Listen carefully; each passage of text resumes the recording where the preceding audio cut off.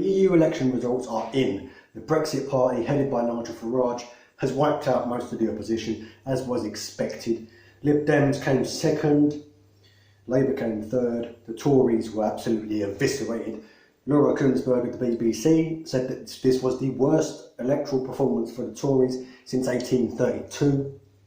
Labour lost a lot of seats as well, lost a lot of ground, and really that's Labour's own fault because they have failed for the last 3 years to actually come out with any sort of substantial policy or substantial stance on Brexit. I think if they'd come out and they'd said either we're hard in favour of leaving, or we really want to remain, or we want a second referendum, if they'd actually picked one of those three options, they would have done a lot better than they already did today. But they've just been wishy-washy, sit on the fence for the last 3 years, sort of half go along with the Tories, but not really. Now, in my eyes, the Brexit mess is a Tory mess, and Labour either had to capitalise on that mess or completely wash their hands, step back and just let the Tories destroy themselves with it. Obviously, in this context, they should have capitalised on it. But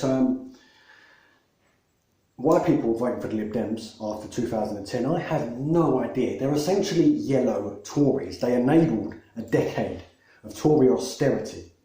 So all these people that have suffered under the Tories for the last 10 years, every disabled person who was told he could work and then went home and died, every elderly lady who froze to death in her own home and had no food in the cupboards, every kid who goes to school hungry, every homeless man who froze to death on our streets, part of their blood is on the Lib Dems' hands. And it's going to take a hell of a long time to wash off. Now, I don't like to deal so much in absolutes, but unless the Lib Dems undergo seismic ideological change, complete ideological change, they will never, ever, ever gain my vote. Ever in my entire life. Now, I used to say that I wouldn't vote Labour, and then they underwent this massive ideological shift, put Corbyn as their leader, and now I vote Labour. And for as long as Corbyn is leader, or for as long as somebody like Corbyn is leader, I will continue to vote Labour. Is Corbyn's time running out?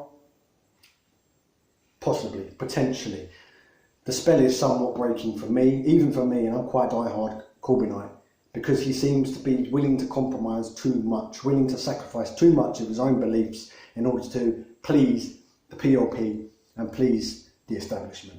He come into power, he come into the leadership, he said, I'm anti-monarchy, I'm a Republican.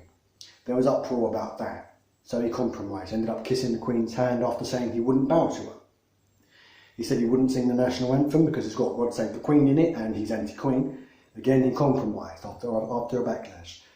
So I think if Labour is going to get a new leader, I would probably give my full respect and support to Corbyn on his way out.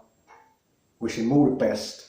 But if we were to get a new leader, I reckon it would have to be somebody with Corbyn's values, Corbyn's socialist views, but just with more oomph, more character, more spine, more willingness to stand their ground and say, no, this is what I believe. That's it. I'm not compromising. I'm not backing down.